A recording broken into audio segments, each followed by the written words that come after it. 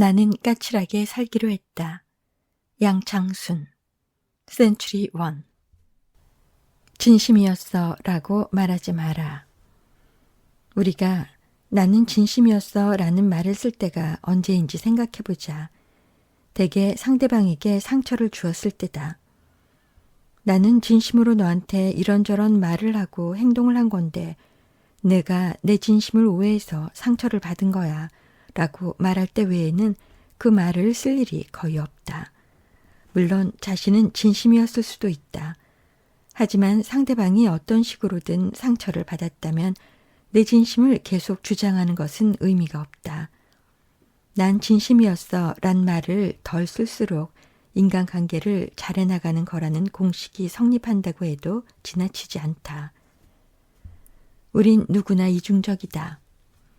그런데도 나를 포함해 많은 사람이 때때로 진심이었어 라는 말을 버리지 못하는 건 왜일까? 그건 우리의 무의식과 관계가 있다. 우린 누구나 인간관계에서 상대방에게 영향력을 끼치거나 상대방을 기쁘게 해서 내가 괜찮은 사람이라는 인정을 받고 싶은 욕망을 갖고 있다. 그러다 보니 어떤 식으로든 자신의 진짜 모습이 상대방의 눈에 띄지 않기를 바란다. 누구도 진정한 자신의 모습을 꿰뚫어 볼 수 없을 뿐더러 설령 그럴 수 있다 해도 그 모습을 환영할 만큼 완전한 인간은 없기 때문이다. 우린 스스로 잘 알고 있다.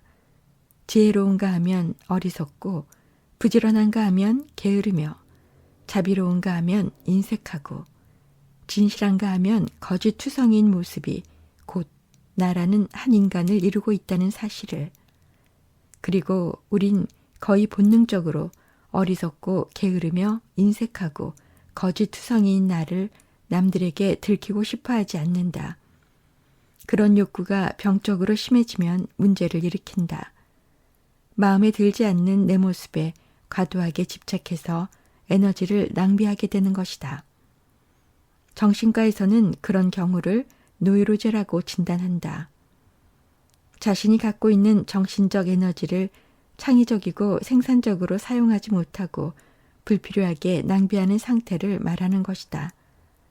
노이로제가 되면 자신도 모르게 남들에게 진짜 내 모습을 감추고 보여주고 싶은 면만을 드러낸다.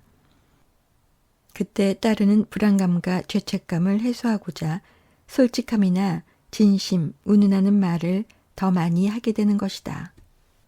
노이로제까지는 아니더라도 우린 누구나 약간의 위선과 이중성을 가지고 살아간다.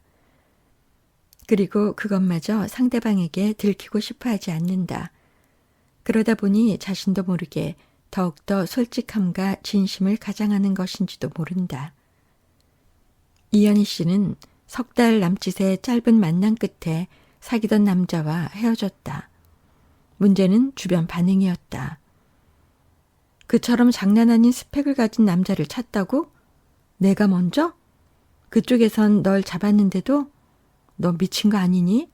라고 친구들은 입을 모았다.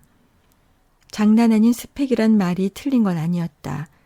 가족들마저 싸늘한 표정을 지으며 그녀를 이해해주지 않았다. 일반적인 기준으로 봤을 때 그는 과연 썩 괜찮은 사람이었다. 말 그대로 스펙도 훌륭했고 외모도 뛰어났다. 옷도 잘 입었다. 아니, 그 이상이었다.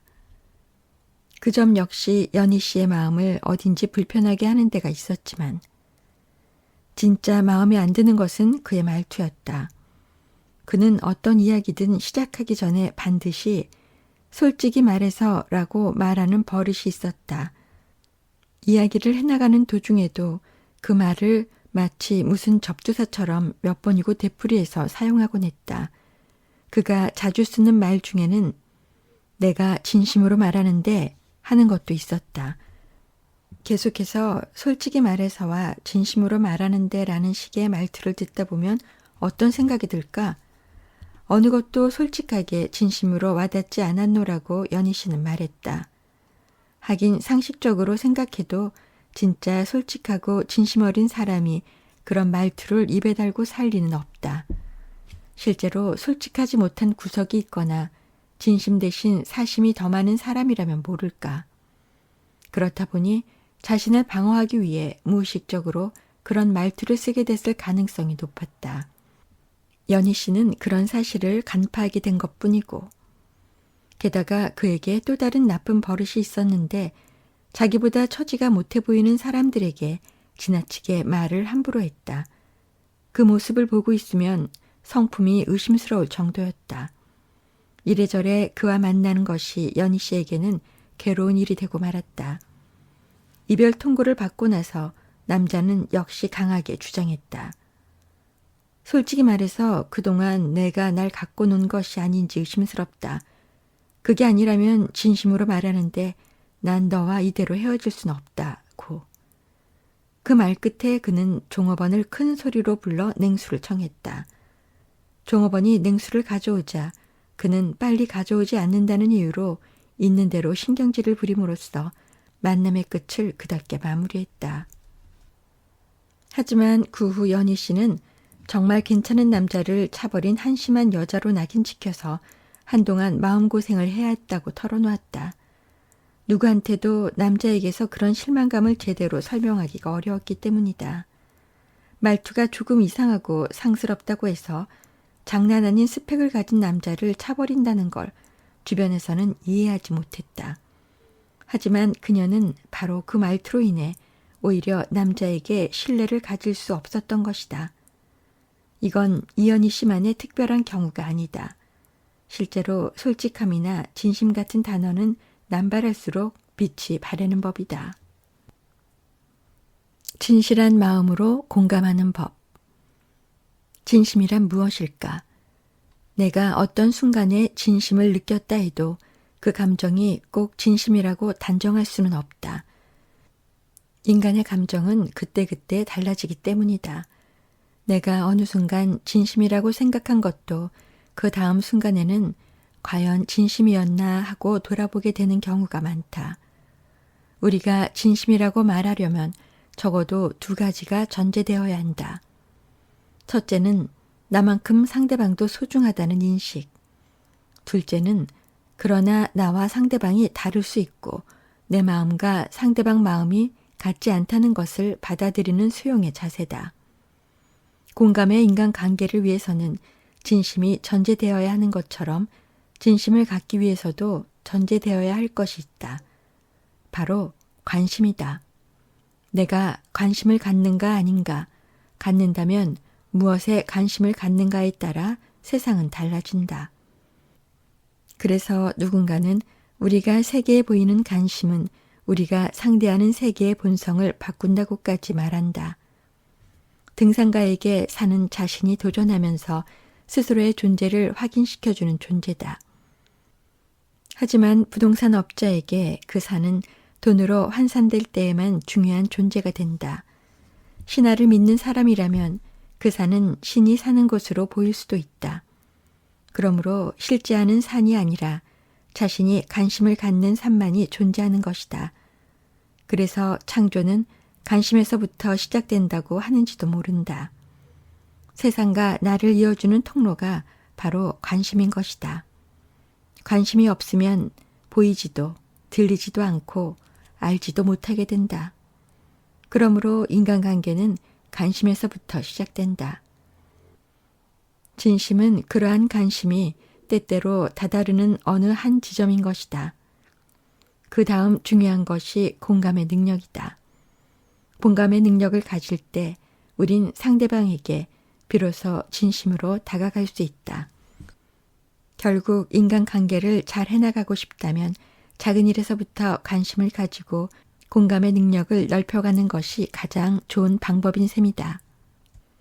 그렇게 해서 상대방에게 내 진심이 전해질 때 비로소 진정한 소통이 시작되는 것이다.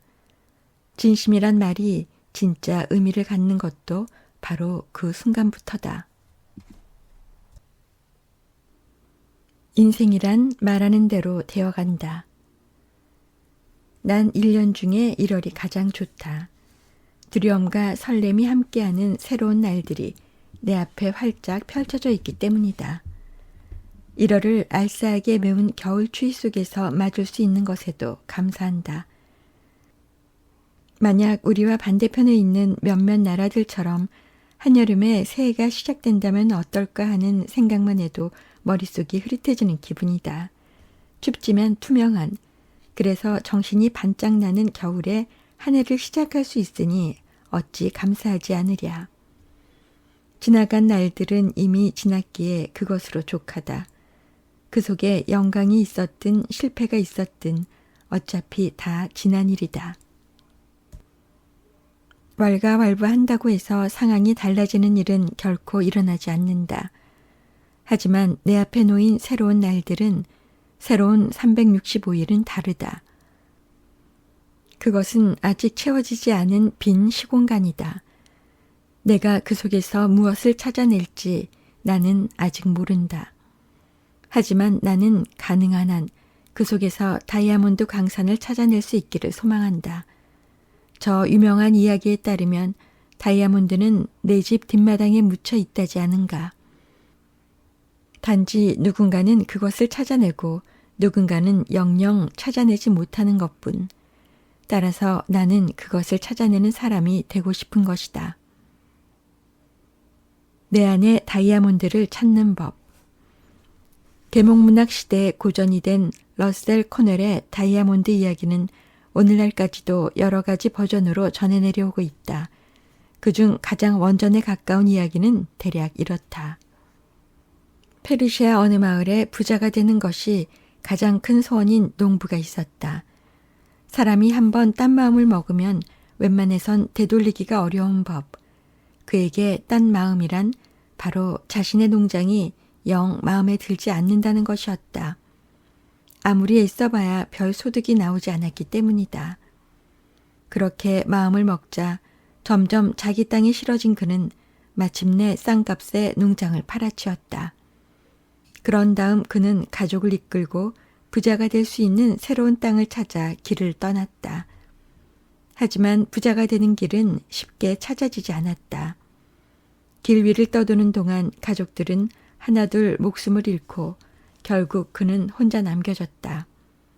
절망에 빠진 그는 거지가 되어 유랑하다가 얼마 지나지 않아 역시 세상을 떠나고 말았다. 한편 그에게서 농장을 사들인 또 다른 농부는 자신의 땅을 목숨처럼 소중히 여겼다. 그는 농장의 흙 한 줌, 바람 한 줄기까지 사랑했다. 당연히 가족들과 더불어 땅을 일궈 나가는데 온 정성을 바쳤다. 그렇게 해서 이루어진 결실이 설령 보잘것없는 것일지라도 그는 만족했다. 열심히 땀 흘려 일하다 보면 언젠가는 반드시 좋은 결실을 맺으리란 희망도 잃지 않았다. 그리고 마침내 기적이 일어났다. 계속해서 땅을 일궈가던 그는 지난번 농장주가 버려두었던 뒷마당까지 개간하기로 마음먹었다. 땅은 척박했지만 그는 포기하지 않고 계속 파나갔다. 그러던 어느 날 그 뒷마당에서 다이아몬드 광산이 발견된 것이다. 포기하지 말고 1미터만 더 파보자는 말은 이 이야기의 또 다른 버전이다. 우리가 어떤 일을 할 때 포기하고 싶은 유혹을 가장 많이 느끼는 시점이 언제일까? 대개는 조금만 더 가면 이윽고 고지가 눈앞에 보일지도 모를 바로 그 시점이다. 왜냐하면 거기까지 오는 동안 너무 지친 데다 어쩌면 고지는 더 멀리 있을지도 모른다는 생각, 아니면 아예 내가 다다르고 싶은 고지는 처음부터 없었을지도 모른다는 생각이 고개를 들기 때문이다. 그래서 많은 사람들이 고지를 눈앞에 두고 그만 포기해버리고 만다. 여기에 해당하는 이야기가 바로 포기하지 말고 1미터만 더 파보자다. 어느 농부가 다이아몬드가 묻혀 있다는 이야기를 듣고 자기 집 뒷마당을 파내려 간다. 하지만 아무리 애를 써도 다이아몬드는커녕 돌덩이만 계속 쏟아져 나오자 그만 포기하고 땅을 팔아버린다. 그런데 새로 땅을 산 사람이 딱 1미터를 더 파자 이윽고 다이아몬드가 모습을 드러냈다는 이야기다.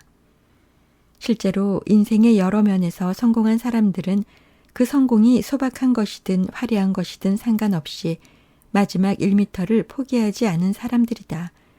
그리고 나 역시 할 수 있다면 그런 사람이 되고 싶다. 물론 대단한 노력이 필요한 일이라 아주 장담하기는 어렵지만. 그래서 생각해 보았다. 내가 이 시점에서 할 수 있는 꼭 필요한 일 한 가지만 고르라면 그게 뭘까 하고. 나에게 해당되는 답은 이것이다. 바로 언어 습관을 바르게 세워나가는 것이다. 좋은 말, 희망의 말, 감사의 말을 더 많이 할 수 있도록 스스로를 훈련해 나가는 것이 내가 오래 세운 목표다.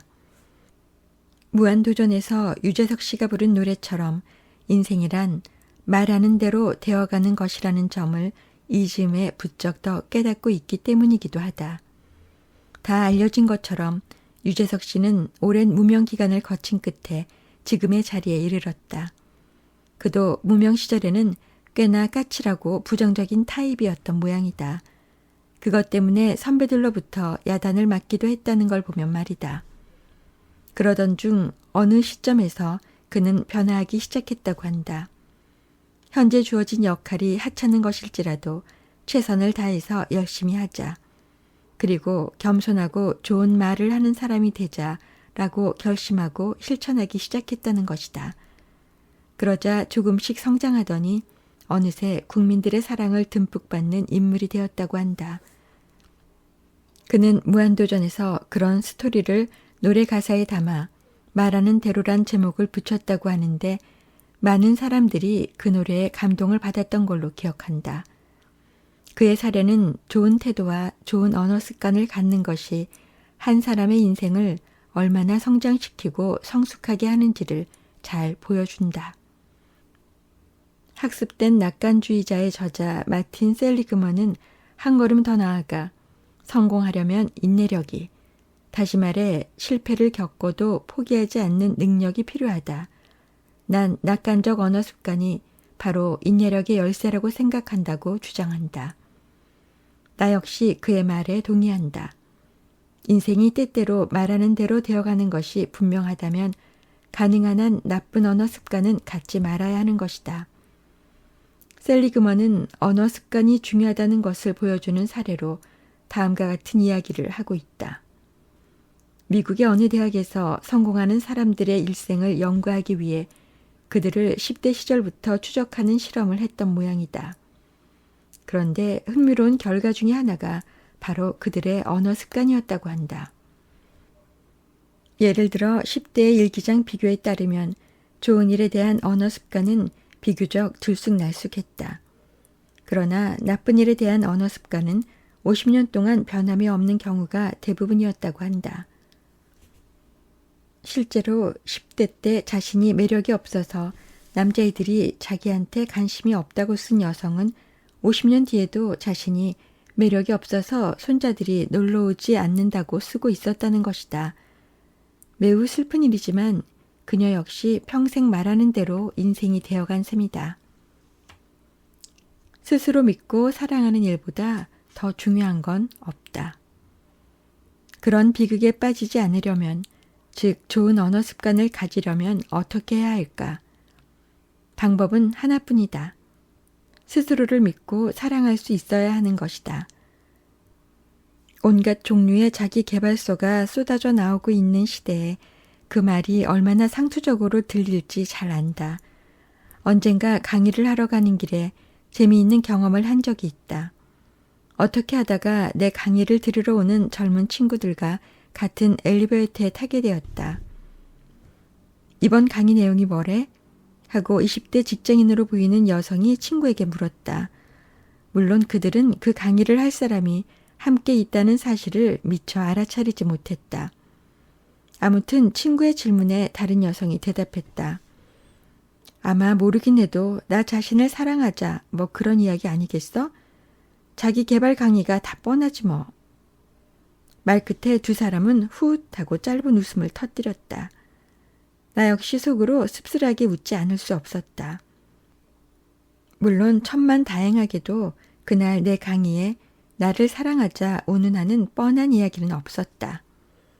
굳이 이 이야기를 하는 것은 스스로를 믿고 사랑해야 하는 일보다 더 중요한 것이 없는데도 어쩌다 보니 그런 말 자체가 지나치게 진부하고 상투적이 되어버렸다는 생각 때문이다. 하지만 진부하고 상투적이란 건 그만큼 보편적으로 꼭 필요하고 중요한 것이란 의미이기도 하다. 아마도 그래서 수많은 사람들이 글로 쓰고 강의 주제로 삼는 것일 테지만 스스로를 믿고 사랑하는 일이 중요한 까닭은 그렇지 못할 경우 지나치게 남의 말, 남의 판단, 남의 이목에 휘둘리게 되기 때문이다. 그것을 두고 저 옛날의 현자 에라스무스도 다음과 같이 한탄했다. 자기 자신을 미워하는 사람이 다른 사람을 사랑할 수 있는가? 자신과 싸우는 사람이 다른 사람과 화합할 수 있는가? 자신을 짐스러워하는 사람이 다른 사람을 기분 좋게 할 수 있는가? 대개 친모보다는 계모와 비슷한 자연은 인간들이 조금이라도 총명하면 그들의 정신 속에 자신에 대해선 불만스러워하는 마음을, 남들에 대해선 감탄하는 마음을 심어놓는다. 그런 성향은 삶을 우울하게 하며 그로 인해 인생은 모든 이점과 멋과 매력을 잃고 만다. 에라스무스는 스스로를 믿지 못하고 사랑하지 못하는 사람이 빠지기 쉬운 함정을 제대로 묘사했다. 우리 속담에 남의 떡이 커 보인다는 말이 있다. 단순히 남의 떡만 커 보이면 그래도 괜찮다. 문제는 내가 가진 것은 다 하찮게만 여겨질 때 찾아온다. 그런 일이 일어나면 에라스무스의 말대로 삶이 우울해지고 인생의 모든 좋은 점과 멋과 매력이 사라지게 되어 있다. 당연히 내 입에서는 나도 모르게 우울한 말, 부정적인 말, 나쁜 말들만 나오게 된다. 그러면 이번에는 그 말들로 인해 또다시 내 인생이 정말로 하찮아지는 악순환이 이어지는 것이다. 그 악순환에서 벗어나는 것이 내 안에 다이아몬드를 찾는 길이라는 것을 우리는 잘 알고 있다. 그러니 어찌 좋은 태도를 갖고 좋은 말을 할 수 있도록 스스로를 훈련하지 않을 수 있겠는가? 물론 그런 습관을 쭉 이어가겠다는 다짐도 잊어서는 안 될 것이다. 누구나 먼저 손 내밀어 주길 원한다. 정유미 씨는 사람들과 쉽게 사귀지 못하는 문제로 고민이 많았다. 내성적이고 수줍은 성격 탓에 그녀가 먼저 상대방에게 다가가는 일은 생각하기 어려웠다. 유일하게 그녀가 마음을 터놓는 친구가 한 사람 있었다. 고등학교 때 짝꿍이었다. 워낙 성격이 활달했던 그 친구는 1학년 때 짝이 되자마자 유미 씨에게 스스럼 없이 다가왔다. 덕분에 유미 씨도 마음을 열고 친구가 될 수 있었다. 고등학교 3년 내내 유미 씨는 그 친구 하나면 좋겠다. 말수도 없고 소심한 유미 씨가 다른 친구를 사귀기는 어려웠다. 반 아이들은 역시 그 친구 빼고는 아무도 유미 씨한테 특별한 관심을 기울이지 않았다. 가장 큰 이유는 존재감이라고는 없었기 때문이지만 그건 사실 유미 씨가 의도한 것이었다. 주목의 대상이 되는 게 죽기보다 싫었기 때문이다.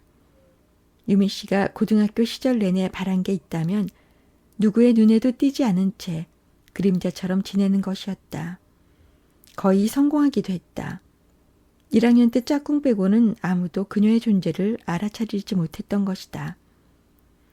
대학에 진학한 다음에도 유미 씨의 성격은 바뀌지 않았다. 그림자처럼 살아가기, 그것만이 그녀의 목표였다. 대학에서는 더러 그녀의 존재를 주목하고 다가오는 친구들이 없지 않았다. 그 중에는 남학생들도 있었다. 하지만 유미 씨는 곧바로 담을 둘러쳤다. 졸업 때까지 그녀의 별명은 철벽녀였다. 그 시절에도 유일하게 고등학교 시절의 짝은 계속 만나서 함께 어울렸다. 하지만 그 친구는 대학에 가서는 더욱 많은 친구들을 사귀었으므로 정작 유미 씨와 만날 시간이 그리 많지 않았다. 그건 고등학교 때도 마찬가지였다. 그 친구는 친화력도 대단했다. 덕분에 마음만 먹으면 원하는 사람 누구와도 친하게 지냈다. 유미 씨로서는 죽었다 깨어나도 흉내조차 낼 수 없는 능력이었다. 내심 몹시 부러울 때도 있었다. 하지만 막상 그렇게 살라고 하면 할 수 없을 것 같았다. 언젠가 친구한테 그런 이야기를 털어놓은 적이 있었다. 어떻게 넌 그처럼 에너지가 넘치고 모두와 친하게 지낼 수 있는지 정말 신기하다고 하자 친구가 말했다. 난 사람들 만나는 게 좋아. 그리고 내 맘에 드는 사람을 만나면 그걸 표현하고 싶어서 나도 모르게 다가가게 되는 걸. 너도 그래서 친구가 됐잖아. 너 같은 새침대기는 누가 말을 걸어주기 전에는 절대 먼저 아는 척 안 하거든. 내가 한눈에 그걸 척 알아봤잖아. 그러고 보니 친구는 유미 씨에게 먼저 아른 체를 했을 뿐 아니라 이것저것 질문 공세를 하고 자기 이야기도 스스럼 없이 털어놓으며 다가왔었다. 하지만 유미 씨는 언제나 그 반대로 행동했다. 누가 마음에 들어도 만에 하나 상대방이 그걸 알아차릴까봐 오히려 더 마주치지 않으려고 노력했다. 도대체 어떻게 다가가야 할지는 고사하고 자신이 그런 친밀함을 바라는지 어쩌는지조차 잘 알 수 없었다. 물론 가끔은 자신이 한심하게 여겨져 용기를 내봐야지 할 때도 있었다. 하지만 막상 행동으로 옮기려고 하면 몸이 먼저 얼어붙었다. 학교 때 성적도 좋고 스펙도 열심히 쌓은 덕에 유미 씨는 좋은 회사에 취직했다. 전혀 새로운 사람들과 새로운 관계를 시작하는 만큼 이번에는 그녀도 좀 달라지고 싶었다. 자신감을 갖고 마음의 문을 열고 싶었던 것이다. 그러나 막상 행동으로 옮기려 하자 도무지 그 방법을 알 길이 없었다. 유미 씨와는 달리 이경수 씨는 잘 모르는 사람과도 금방 친해지는 타입이었다. 하지만 대부분의 경우 친밀하게 마음을 터놓는 사이가 되지 못했다. 그저 피상적인 인간관계에 머무르는 것이 고작이었다. 그는 여러 사람들과 함께 어울릴 때는 매우 활발하고 떠들썩한 스타일이었다. 재미있는 이야기를 알아두었다가 적재적소에 활용하는 재주도 뛰어났다. 덕분에 그가 있으면 모임이 활기차고 즐거웠다. 그러나 그건 여러 사람들과 함께 어울릴 때뿐이었다. 막상 누구하고든 둘만 남겨지면 상황이 달라졌다. 갑자기 생각만큼 서로를 잘 알지 못한다는 사실을 깨닫고 엉거주춤하는 사이 분위기가 어색해지곤 했던 것이다. 그는 인간관계는 무엇보다 재미있어야 한다는 생각을 갖고 있었다. 그래서 끊임없이 자기가 만나는 사람을 즐겁게 해주기 위한 소재를 찾아다녔다. 좀 더 이야기를 나눠보니 그는 인생에서 물질적인 성공에 집착하고 있었다. 성실하지만 넉넉하지 않은 부모님 밑에서 성장하면서 상처를 많이 받았다는 것이 그의 주장이었다. 부모 잘 만난 여유 있게 사는 친구들을 보면서 자신의 환경을 원망했다. 경수 씨는 믿을 건 자신밖에 없다고 생각해서 열심히 공부에 매진했다. 덕분에 좋은 대학을 나오고 남들이 부러워하는 직장에도 다니고 있었다. 하지만 그는 늘 자기보다 잘 사는 사람을 만나면 주눅이 든다고 했다. 거기서 벗어나기 위해 그가 택한 방법은 남을 즐겁게 해주는 것이었다. 그가 재미있는 이야기로 좌중을 웃길 때마다 사람들은 환호를 보내며 좋아했다. 그 순간만큼은 사람들에게 제대로 인정을 받는 것 같아 경수 씨 역시 기분이 들뜨곤 했다. 어느 때는 오버해서 자신도 모르게 지나치게 남들 비율을 맞출 때도 있었다. 늦은 밤 잠자리에서 자신의 그런 행동이 불쑥 떠오를 때면 자괴감에 우울해지곤 했다. 게다가 막상 자신이 우울하고 불안할 때 마음을 나눌 사람이 없다는 것도 괴로웠다. 인간관계에서 그의 목표는 분명했다. 모두에게서 괜찮은 사람이라는 인정을 받는 것. 그걸 위해 그는 분투했다. 하지만 그 속에 진심은 담겨 있지 않았다. 시간이 흐르면서 그런 사실을 알아차리는 사람들이 생겨났다. 그들은 일정한 선 이상은 그에게 다가오려고 하지 않았다. 결국 경수 씨는 누구와도 원하는 만큼 친밀한 관계로 발전할 수 없었다. 김민선 씨는 자신이 사람들이 좋아하는 타입이 아닌 것 같다는 문제로 고민했다. 성격도 재미없고 몸이 건조한 타입인데다 외모도 호감을 주는 스타일이 아니라는 게 그녀의 생각이었다. 더욱이 그녀는 남들과 눈을 맞추며 친밀하게 이야기를 나누는 것에도 다소 거부감을 지니고 있었다. 손발이 먼저 오글거리는 탓이었다. 그러다 보니 자신도 모르게 주변 사람들을 무뚝뚝하게 대하는 것이 버릇이 되고 말았다. 그러니 누가 자기 같은 타입을 좋아하겠느냐는 것이 민선 씨의 생각이었다. 물론 더러 호감을 표시하는 사람들이 없지 않았다. 하지만 민선 씨 입장에서는 오히려 그들이 이해되지 않는 형편이었다. 도대체 왜? 하고 물어보고 싶은 심정이었다. 물론 그녀에게도 사람들과 마음을 터놓고 친밀하게 지내고 싶다는 욕구가 있었다. 하지만 자기처럼 비호감인 타입을 좋아할 사람이 있을 리 없었다. 만약 있다면 그들도 정상이 아닐 것이라는 생각이 들었다. 제3자가 보기에는 그런 어처구니 없는 생각도 없었다. 하지만 그녀가 스스로에게 가지고 있는 편견은 너무 확고해서 웬만한 충격으로는 깨뜨리기 어렵다는 것이 문제였다. 내 편으로 만들고 싶다면 위의 세 사람처럼 인간관계에서 친밀함을 겁내는 사람들은 생각보다 많다. 그리고 그들에게 물어보면 대부분 그럴 만한 다양한 이유들을 가지고 있다. 그러나 대개는 다음 몇 가지로 압축된다. 첫째는 친밀함을 표현하고 마음을 나누는 일에 대해 배운 바가 없는 경우다. 그것은 일정한 규칙이 있어서 교과서적으로 배울 수 있는 일이 아니다. 다만 성장 과정에서 주변의 사람들을 보고 정서적으로 습득하는 면이 훨씬 크다. 그런데 그런 습득 과정이 자연스럽지 못한 경우에는 아무래도 문제가 되는 것이다. 둘째는 기질적으로 어색함을 느끼는 경우다. 앞서 예를 든 정유미 씨나 김민선 씨가 이 범주에 든다. 유미 씨처럼 내성적이고 수줍음이 많거나 민선 씨처럼 무뚝뚝하고 불친절한 타입인 경우 상대방에게 먼저 다가가는 건 거의 상상할 수 없다. 그들에게 대인관계만큼 어려운 것도 없다. 그래서 시도도 해보기 전에 난 도저히 그런 걸 못하는 사람으로 스스로 단정한다. 셋째는 거부에 대한 두려움 때문이다. 이건 친밀한 관계를 겁내는 모든 사람들에게 해당한다. 유미 씨가 그림자처럼 살아가고자 하는 것도, 경수 씨가 모두를 즐겁게 하며 인정받고자 애쓰는 것도, 민선 씨가 자신을 비호감 타입으로 규정하고자 하는 것도 사실은 다 거부당할지도 모른다는 심리에서 기인한다. 내가 정말 어렵게 친밀함을 표현하고 다가갔는데 상대방이 그것을 받아들여주지 않을지도 모른다는 두려움이 문제인 것이다. 그런데 흥미로운 사실은 그와 같은 두려움이 없는 사람 또한 없다는 점이다. 다만 적극적으로 그것을 극복하고자 용기를 내느냐 아니냐의 차이가 있을 뿐이다.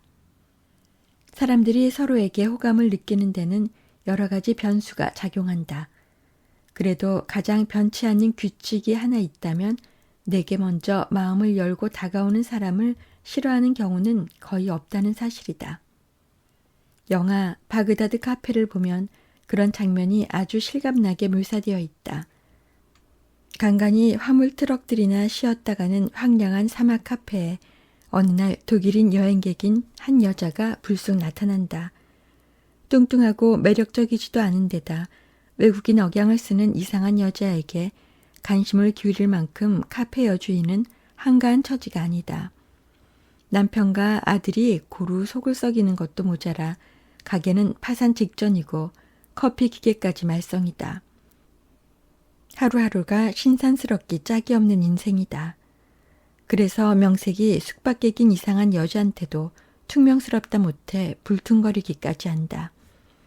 반면에 여자는 처음에 방 청소를 자청하고 나서는 것을 시작으로 주인 여자와 아들, 또 다른 장기 투숙객에게까지 고루 마음을 쓴다. 결국 줄곧 밀어내기만 하던 주인 여자도 이윽고 마음을 바꾸기에 이르고 영화는 감동적인 마무리를 향해 간다. 영화는 인간관계의 불변의 법칙에 대해 다시 한번 생각하게 한다. 누군가와 친밀하게 마음을 주고받으며 함께 지내고 싶거든 먼저 마음을 열고 다가가되 끝까지 포기하지 말아야 한다는 것을. 그럼에도 불구하고 인간관계에서 변하지 않는 또 하나의 법칙이 있다. 아무리 해도 서로 가까워지기 어려운 사람이 반드시 있다는 것이다. 세상을 구성하는 데는 모든 종류의 인간이 필요하다. 그러다 보니 어떻게 해도 나와 결이 맞지 않는 사람이 있게 마련이다. 무라카미 하루키의 한 단편에 보면 다음과 같은 표현이 나온다. 그런 일은 누구나 있잖아요. 세상에 한 번쯤은 이유 없이 누군가가 싫어지는 일 말이에요. 난 그런 사람이 아니라고 생각했는데 그래도 역시 그런 상대가 있더군요. 그런데 문제는 대개의 경우 상대방도 이쪽과 비슷한 감정을 갖고 있다는 것이죠. 그의 말대로다. 내가 상대방과 맞지 않는다고 여기면 그쪽도 그 사실을 알아차리고 나를 밀어낼 준비를 한다. 그런 경우에는 굳이 애쓰지 말고 상대방과 거리를 유지하는 것이 좋다. 혹시라도 그런 상황을 일반화해서 난 왜 사람들에게 거부당하는 걸까 하고 안타까워할 필요는 없다. 그 대신 마음을 터놓고 함께 지내고 싶은 상대를 발견했을 때는 그 관계를 유지하고자 애써야 한다. 처음에는 어색하고 겁도 나는 게 사실이다. 하지만 알고 보면 그건 친밀함을 표현하는 문제 앞에서 거의 모든 사람들이 똑같이 느끼는 감정이다. 그리고 그들 역시 상대방이 먼저 손 내밀어 주기를 바란다. 누군가에게 호감을 느껴 친밀감을 표현하고 싶을 때는 가장 먼저 그 점을 떠올리기 바란다. 그래서 서로 마음을 나누게 되었다면 어느 작가의 다음과 같은 말을 기억에 새기면 어떨까? 결국은 소중한 사람의 손을 찾아 그 손을 꼭 잡고 있기 위해서, 오직 그러기 위해서 우린 이 싱겁게 흘러가는 시간을 그럭저럭 살고 있어요. 그렇지 않은가요? 열등감과 죄책감, 스스로 만든 견고한 감옥. 오래전에 엑소시스트라는 영화를 본 적이 있다.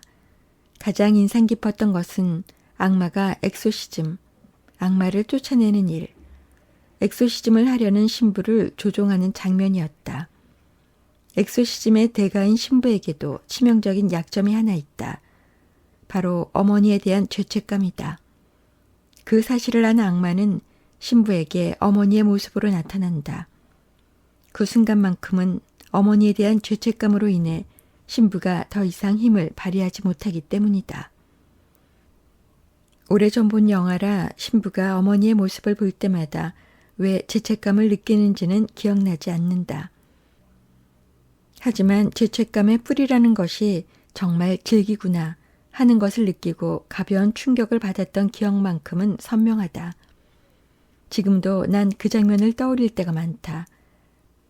죄책감과 열등감으로 인해 고민하는 사람들이 여전히 내 진료실을 찾아오기 때문이다. 그들 역시 신부처럼 죄책감과 열등감으로 인해 쇠뇌의 희생양이 된 사람들이다. 그래서 난 가끔 그들에게 그 신부의 이야기를 들려주기도 한다.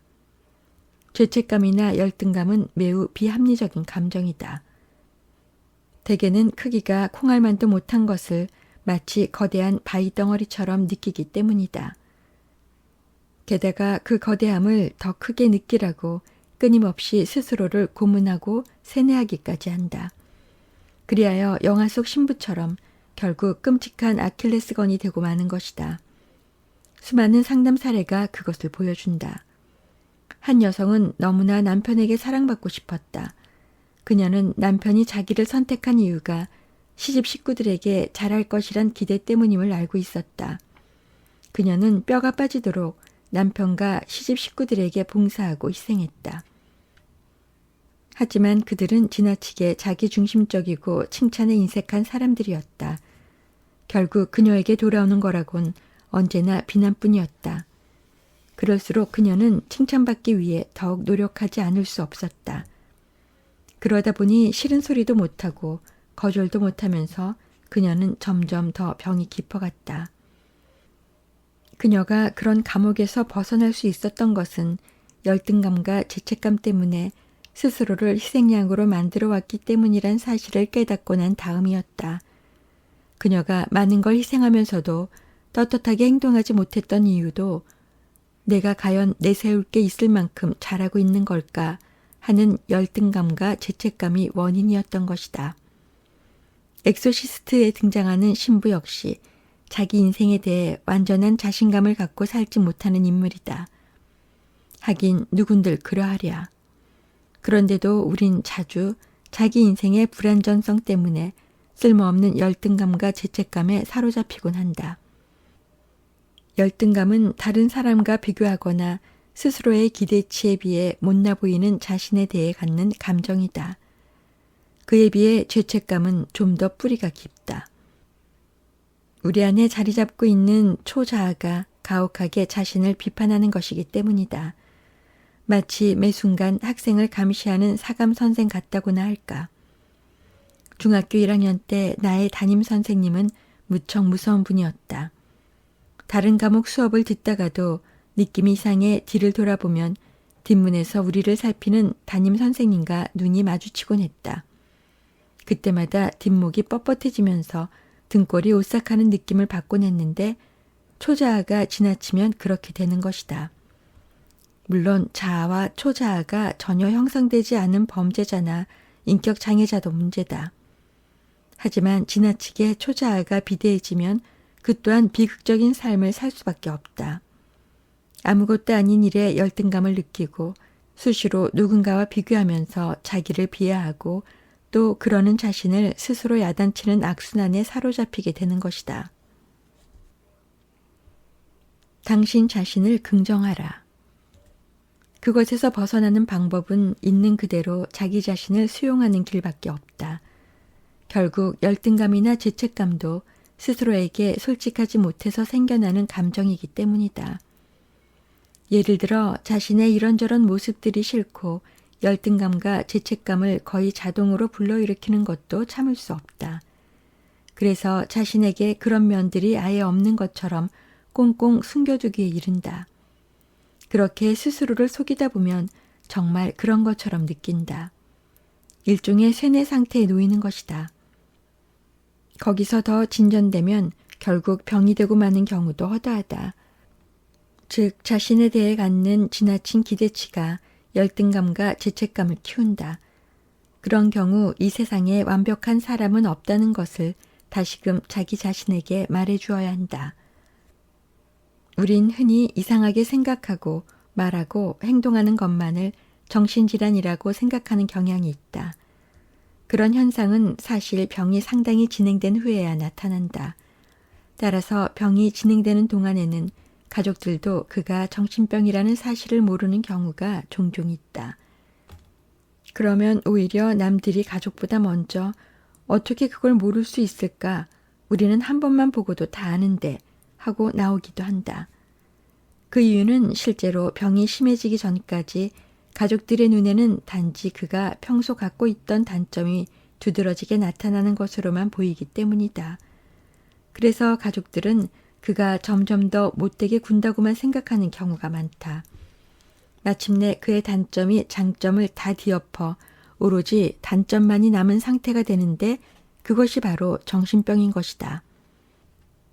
건강할 때는 자신이 가장 성실한 아내와 어머니라고 생각하는 여성이 있었다. 그런데 병이 나빠지면 그녀는 전혀 다른 사람으로 변하곤 했다. 다른 사람에게 눈꼽만큼의 배려도 없는 광폭한 모습으로 돌변했던 것이다. 그런데 그것은 알고 보면 평소에도 그녀의 성실성 밑에 숨어있는 모습이었다. 그녀는 원래 고집이 세고 자신의 생각만이 옳다고 생각하는 타입이었다. 평소에는 그것이 그녀의 친절하고 성실한 장점에 가려 있다가 병이 심해지면 나타나곤 했던 것이다. 남에게는 보여주고 싶지 않지만 내 안에 있는 어두운 면인 것이다. 죄책감이나 열등감 역시 그와 같은 그림자의 하나다. 평소 그것은 내 마음 깊숙한 곳에 가려져 있어 잘 보이지 않는다. 그러다 얼핏이라도 그것을 보게 되는 순간이 있다. 그럴 때 사람들은 순간적으로 밀려드는 공포에 질겁하게 된다. 자신도 모르게 그 어두운 면이 드러날까봐 두려운 것이다. 그와 같은 불안과 공포는 때때로 내면의 에너지를 지나치게 소모시킨다. 그래서 활동적이고 좋은 곳에 써야 할 에너지마저 고갈되고 만다.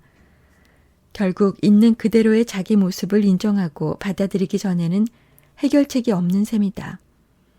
그런 열등감과 죄책감은 사람마다 얼굴이 다르듯이 각기 다르게 표현된다.